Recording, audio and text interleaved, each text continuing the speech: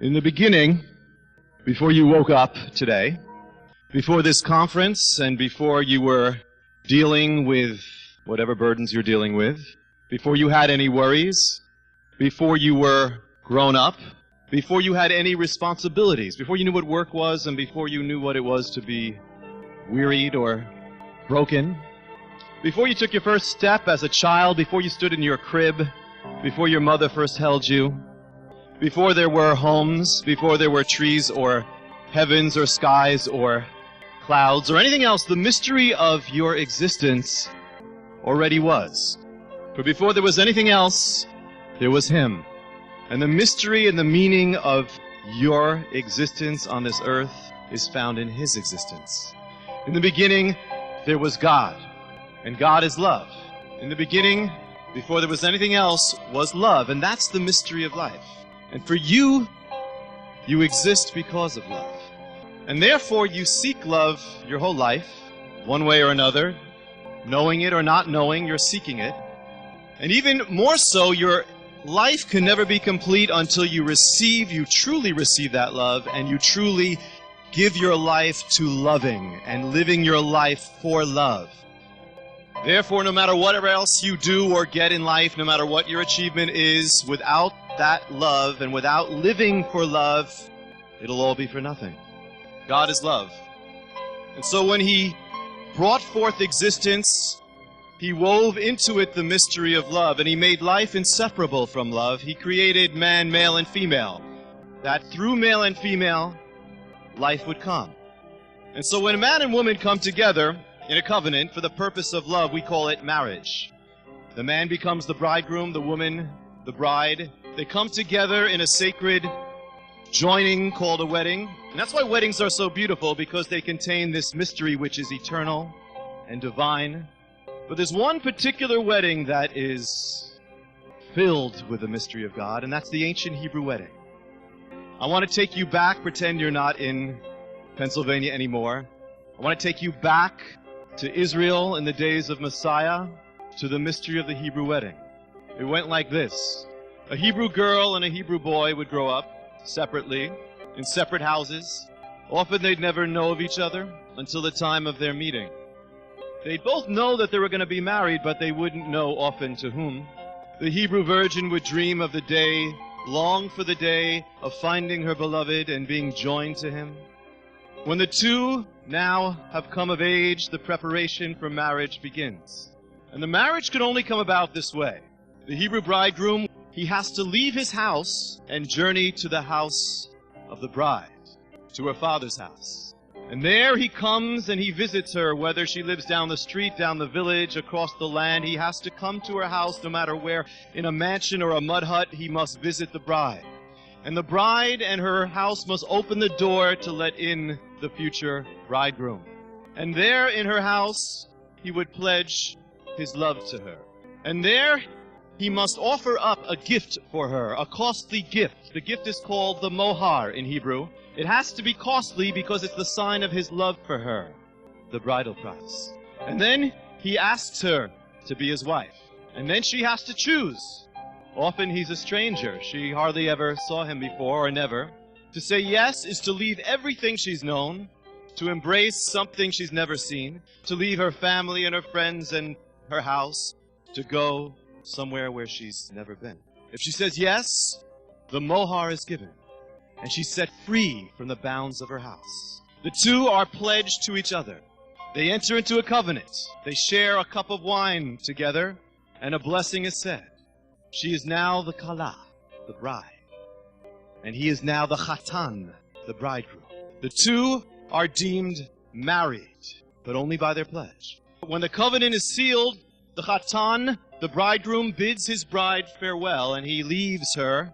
The first visit is over, and it's called the Kiddushin. They have made a pledge to each other. They've consecrated each other to each other. The bridegroom then returns to his house, and thus begins the great separation. The two reside in separate places for about a year. The groom spends the time preparing a home for the bride. There was a law in Israel that the house of the bridegroom has to be at least as good as the house that she came from. The bride spends the time of their separation preparing herself for the groom, for the marriage. Everything looks the same to her. She's still in her father's house. She's the daughter in her father's house, but she's no longer of it anymore. She is now the Kalah. She is pledged. Everything has changed for her. It looks the same, but she is pledged. Her room, her house looks the same, but she's in a covenant and she is his. Now her house has become a bridal chamber just to prepare her for that day. She has to consecrate herself and keep herself pure and give herself to no one else, even veil herself up so she keeps herself only to him. And she spends the time learning how to say goodbye to everything she's known, letting go of the old house and all its luxuries, its burdens, its distractions, its temptations, her claims, everything. And suddenly it doesn't matter what her room looks like anymore because she's in love. She's got him. She has one purpose, not to get wrapped up in the house anymore, but to prepare to be his companion and to become beautiful. She is her beloved's, but she doesn't see him. Now, during the time of their betrothal, the bridegroom sends a gift for his bride. It's called the Khatan. It's not the price he paid. It's just a gift of love to encourage her in the days of their separation, to beautify her and express his love for her and reassure her. The days of the separation preparing come to an end. The Khatan now has finished preparing the house for the bride. He now dresses up in his royal clothes. And he dresses as a king with a garland on his head, with fine linen, surrounded by his men. It is the day of the Khatunah, the wedding day. It's the manifestation of what they pledged in secret now is coming into the open. The bridegroom and his men now begin a great journey, a procession to the house of the bride. It's his second visit, his second coming. The first he was dressed in everyday clothes, now he's come as a king. The first time everything else was going on, it was in secret. Now everything stops, the whole village turns, and they behold the bridegroom coming with his men in the streets. It's nighttime. The groom and his men come with torches held high, singing songs of love and praise to God through the open roads and the villages. The bride is meanwhile readying herself, with her maidens bathing in water, being anointed with olive oil, perfumed and spiced, adorned with costly jewels and royal linens, a garland put on her head. She's made ready as a queen. She was once just the daughter, now she is the Kalah, the bride. Her maidens keep watch for the first sign of the Khatan. Some are standing outside with their lamps lit, waiting. And when they see the first torchlight of the bridegroom's procession, they say, Hineh Khatan, behold the bridegroom. The Khatan and his men near the house of the bride. The house is waiting, lit up with radiance, great expectation. The Khatan and his men stand outside the house, waiting for the appearance of the bride.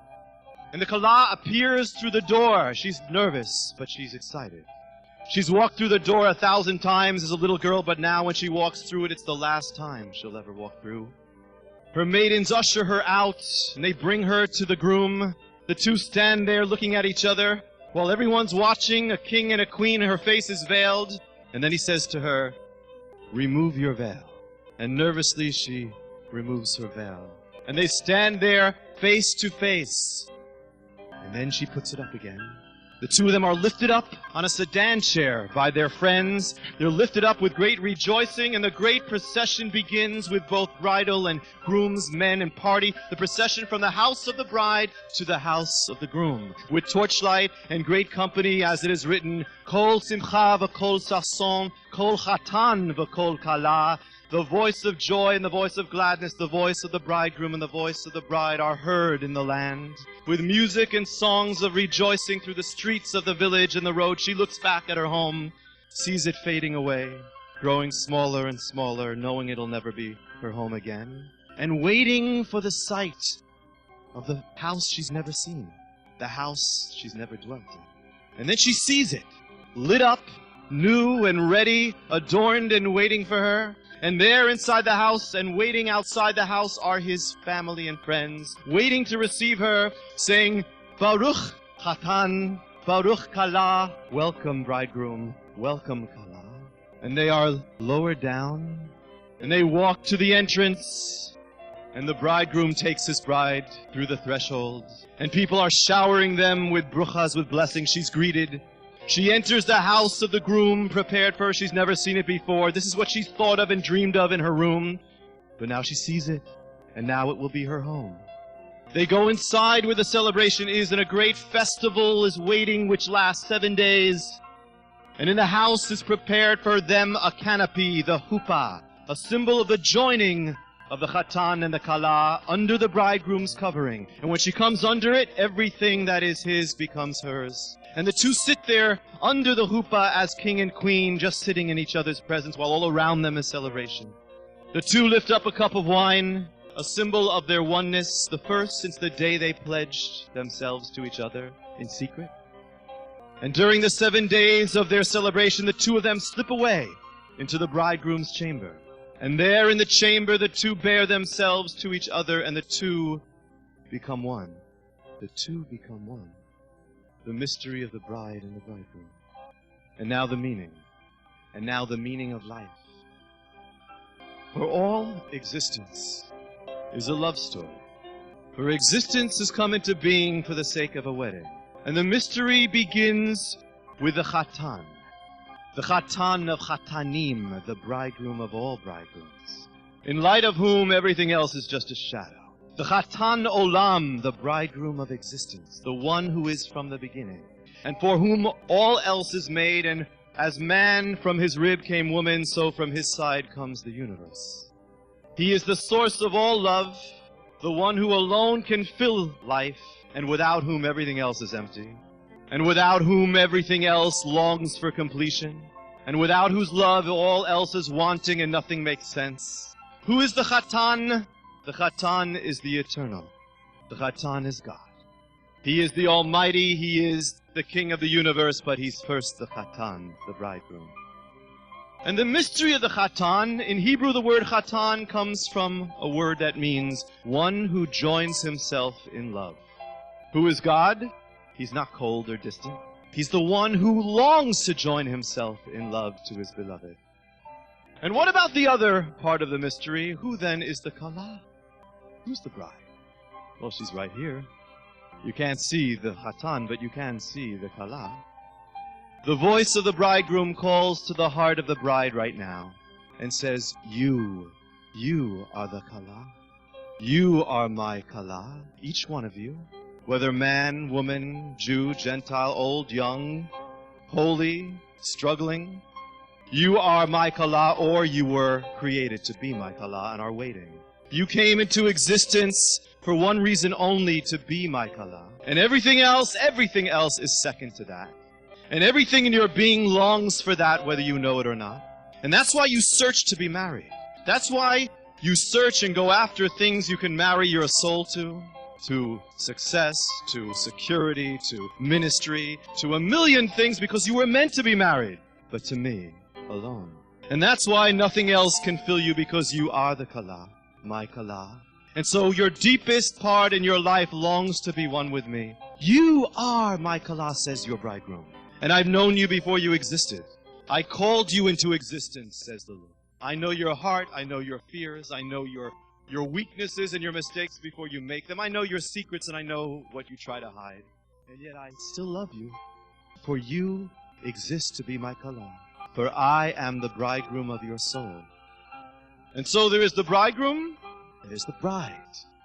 And the mystery begins with both each dwelling in a separate house. So you grow up in a separate house from his.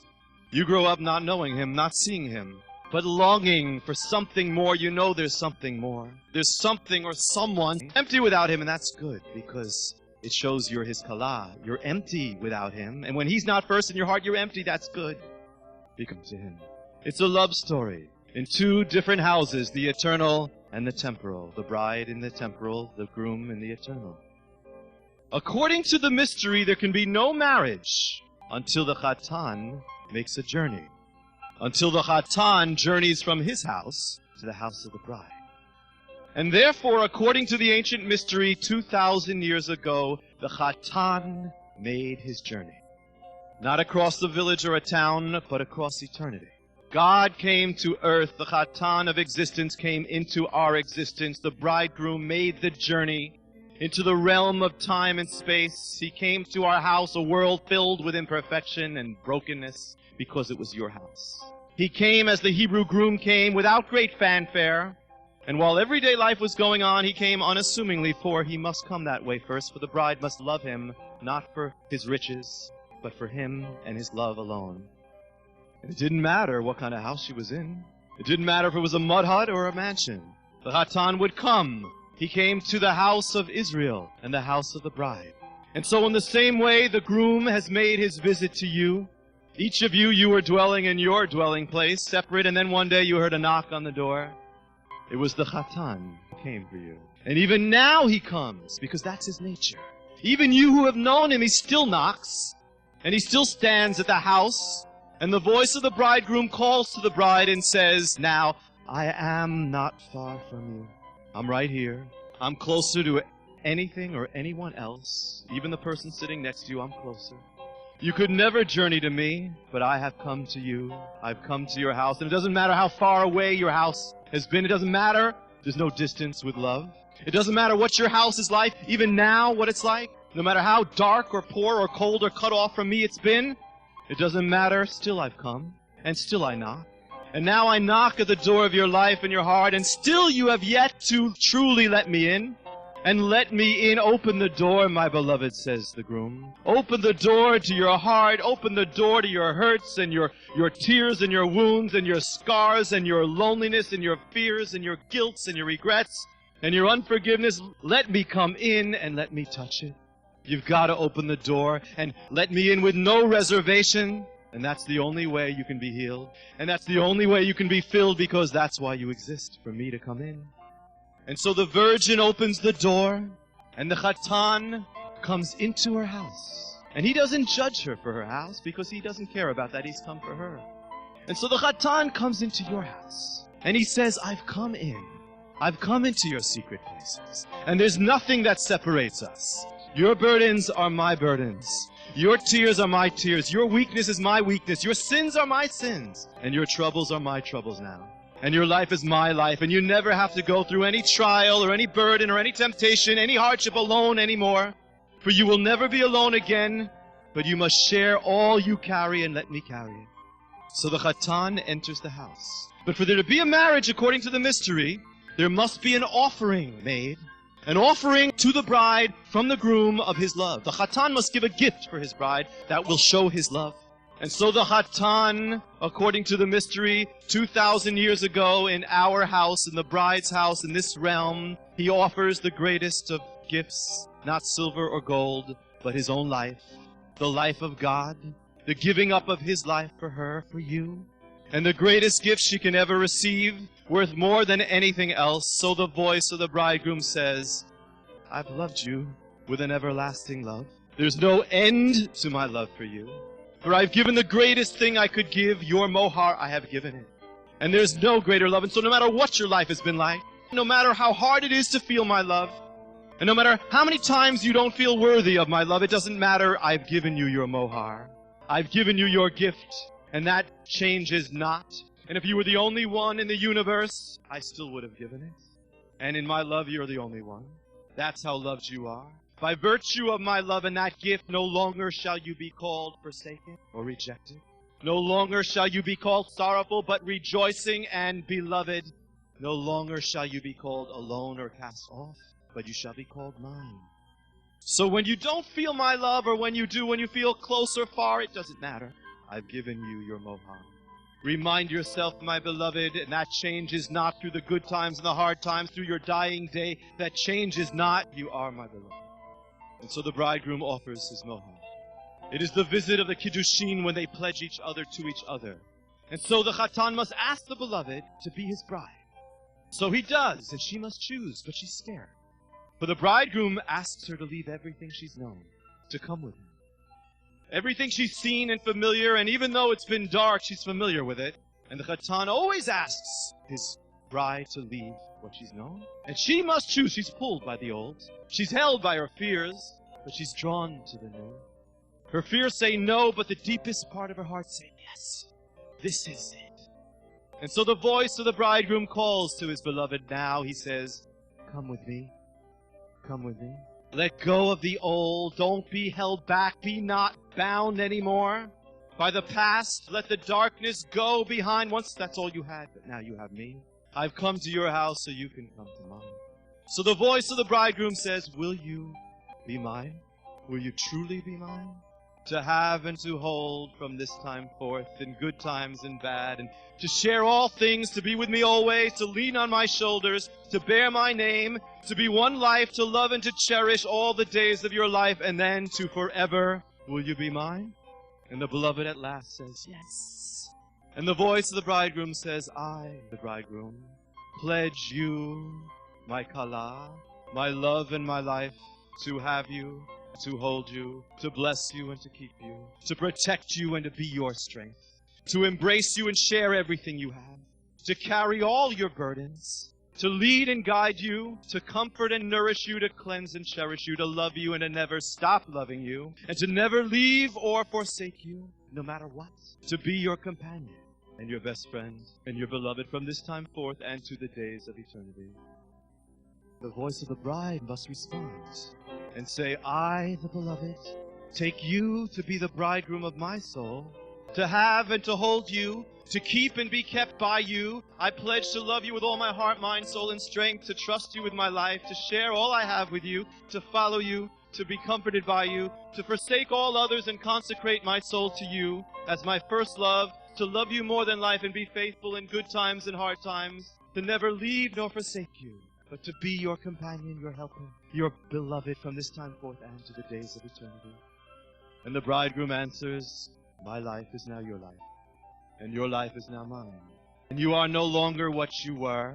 You are no longer wounded. You are no longer forsaken. You are no longer sinful. You are no longer defeated. You are no longer far away or wearied or broken down. You are no longer rejected or closed off or hurt. You are now the Kalah.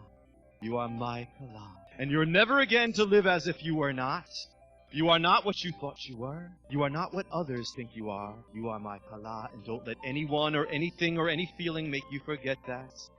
And so the covenant is sealed.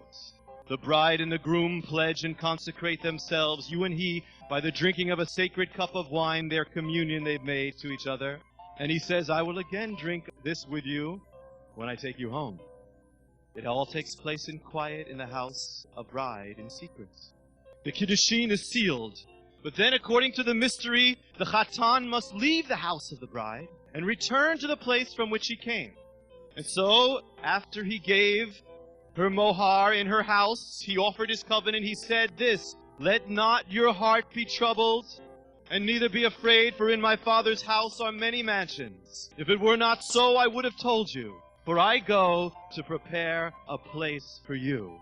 And so the bridegroom left the house of Israel and the house of time and space. He returned to the house of the eternal. The two are separate now. But in accordance with the mystery in their separation, the bridegroom sends his bride a gift. The matan, the gift of love of the Spirit. To beautify her, to reassure her of his love, and a token of his presence, and encourage her in their days of separation. For now, according to the mystery, they must dwell separately. So they are separate, but everything is different. She is no longer the daughter of her house. She is now the bride. She is betrothed now. They must be separate, but not like before. For now, they are separate only for this purpose, to prepare themselves for each other and for eternity. And so now is the time of your betrothal, if you've received him. And the voice of your groom says to you, we must be separate now. Not because I'm distant, but because this is your betrothal, and this is the time you have, the only time you have, to prepare yourself. For one day, the day will be finished, and that will be it. And so, do not look by your eyes. If you look at your house, it'll look the same. Though you may dwell in the same dwellings, you are in it, but you are no longer of it. Once, that's all you had, but now you have something better. And when you look at your circumstance, know that you are not of your circumstance anymore. You are mine. When you look at your past, know you are no longer of your past. Once you were of depression, that is not your house anymore. Once you were of anger and fear, you are no longer of that house. Once you were of sin and bondage, you are no longer of that house. For now you are the Kalah. And nothing of this world, of this house, can claim you. You are not owned by this house or anything of it anymore. You are free of all things. That is our covenant, so stand in it. I've opened the doors of your life. Keep it open. This is the time of our pledge. And this is the time, no matter what you go through, know that I will be there. Wherever you go, when you feel distant, I will be there. Wherever you go, I will be there. I will protect you. And ours is a secret love, so meet me in the days of our separation in the secret place. For this is our Kiddushin, the time of our pledge, when we prove our love for each other. So keep yourself pure and keep yourself faithful and keep me as your first love. Don't give yourself to any other, for you were only made for this. And now this world, this life, your house is no longer your home, though it is now your bridal chamber. It is here. Everything you go through in life, good and bad, is here to prepare you and make you more beautiful. I will work all things for good. So don't waste the time. This is your preparation. Don't get distracted, for it's only the time you have. You aren't here to get caught up in the house or the details of the house. You're here to leave the house. You're here to learn how to say goodbye. Let go of your claims and say goodbye to the temptations and the pain. You are here for that, to become more beautiful, to be my everlasting companion. And while you prepare yourself, I'll be busy. For I am preparing a place for you, where your joy waits, a house unlike anything you've known. Your first house, it was built in 7 days. But your new house has been under construction for thousands of years. So trust me, it's better. By my hands and in love, your second house is better.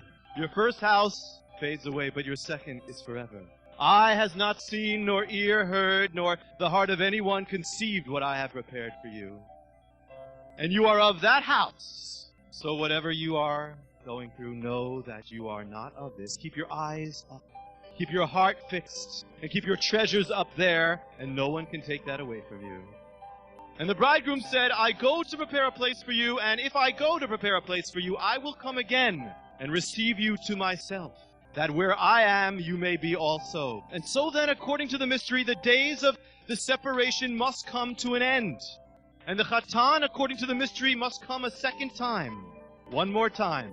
The first was to make his pledge and his covenant. The second, though, is for celebration. The second is to take her home. And so, as he left, he promised to come again, and all who receive him twice, first in secret, and then they behold him face to face. The first time he comes in quietness with no fanfare. The second time there's a lot of fanfare. The second time all eyes are upon him. And so he says, be ready, keep your lights burning, for you know not when your bridegroom comes.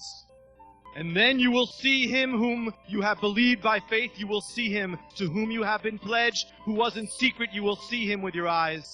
The Khatan of all existence will be arrayed as a king. He'll be dressed up in his fine linens in all his glory. And he with his companions, the angels, journey one more time to the house of the bride, not across the village, but across time and space with a great procession, all eyes upon him to the house of his bride.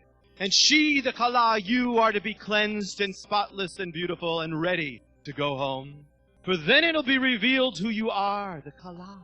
And then her maidens, seeing the torches and the signs of his coming, will cry out, Hine Khatan, behold, the bridegroom comes. Baruch haba, blessed is he who comes. And then he will come to meet you, this time in glory, and you'll be ready. And then he'll stand outside your house, on you in the entrance, you in the doorway, on the verge of leaving your house. And so the voice of the bridegroom calls to the bride even now and says, come away, my beloved.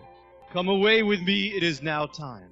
Forget the old, leave the old behind, step out of your father's house, step out in faith and journey with me. Come away, my beloved. There is nothing to fear. There is nothing but joy awaiting you when you come with me.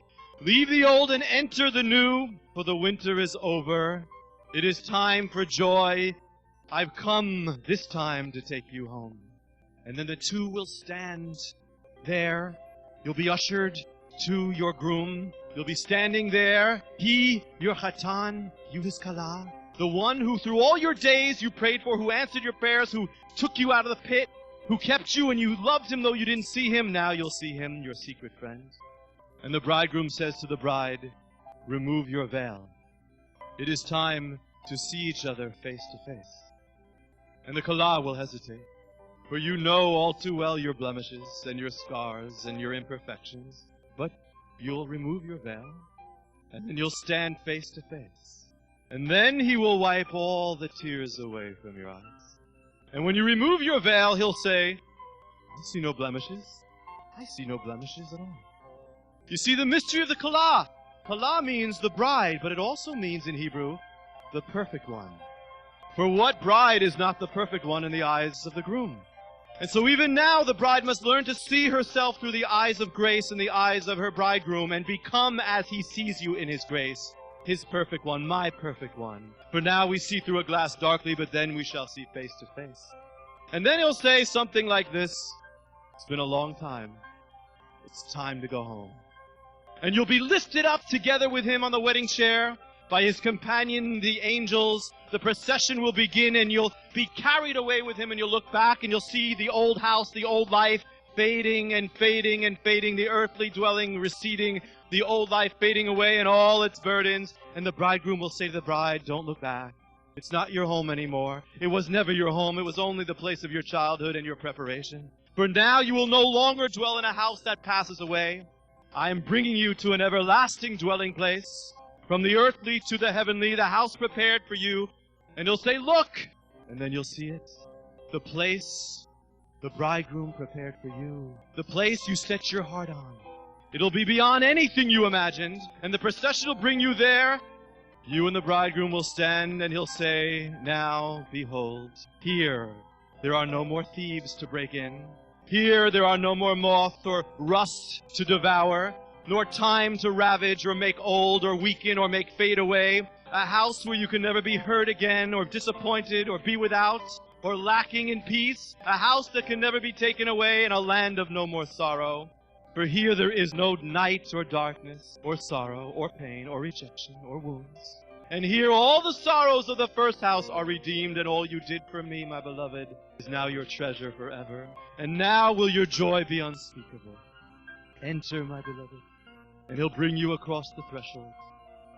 And then you'll be showered by the blessings of his companions, the angels, who will say, Baruch atah Khatan, Baruch at Kalah, blessed are you, welcome, bridegroom, and welcome, bride. And you'll know then, for the first time in your life, that you are home. And he'll take you under the chuppah, the symbol of his covenant. As it is said in that day, he will spread his chuppah over his people. And all that was his is yours. And you'll just be there, you and him. It'll be just like that. In his presence. And there he will lift up a cup. And he will say, in our betrothal was the cup of our covenant. We pledged our lives to each other back then. And now it's the cup of our joy. In all your wanderings, was I not with you? Was I not with you? Did I ever leave you? For my love is as strong as death. Many waters cannot quench it, nor rivers overflow it. By this cup we shared in faith once. Now let us share it in joy. And we'll share. And then comes the time of the consummation, when the two slip away into the bridegroom's chamber, which speaks of a mystery we cannot fathom. The two shall become one. The two shall be joined in spirit. The two shall become one, and all you ever longed for or were made to know will be done. And then the 7 days of celebration speaks of completion and perfection and forever. And then shall be perfect love and perfect peace and perfect joy, and you will be called married. And the mystery will then be fulfilled. And the voice of the bridegroom calls now one last time to you, his beloved, and says, you were brought into existence because of my love. And for one purpose you exist, for my love. Your heart was formed to know my love. Your soul was formed to know my presence. And everything else doesn't matter, for you were made to be my Kalah. And so on that day, the mystery of your existence, Kalah, and the mystery of my existence will be fulfilled. For I am love. And I have called you Dodi, my beloved.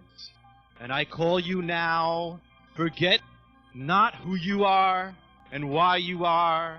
Remember, you are betrothed and bound for blessing. Stay close to my side. Keep your heart close to mine. and keep your hope on your wedding day, and forget not the time you have and the reason for it, for the time will quickly go. And then we will stand face to face, me and you. Be strong in hope and love until comes the day of our wedding. So, my beloved, my beautiful one, leave the old behind once and for all. Let the door close, leave it and let it go, and step out and take my hand. For the bridegroom says, arise, my beloved. He says, arise, my beloved, my beautiful one, and come with me. For behold, your winter is past, your rains are over and gone. Vines have put forth their fragrance. The voice of the turtle dove is heard in our land, and the time of rejoicing has come. Arise, my beloved, my beautiful one, says your God, and come away with me, and I will bring you to a better place, to your everlasting dwelling place, in a house that will never pass away. I will bring you home to love and to joy and to peace, and then you will know me, and I you, and there I will give you my love, and there you will say, Dodi li va'ani lo, my beloved is mine, and I am his, and so it will be. And the mystery of the bride and the bridegroom will be complete. The mystery of the bride and the bridegroom will be finished, and the mystery of the bride and the groom will have just begun. From everlasting to everlasting, forever to forever, and ever and ever and ever.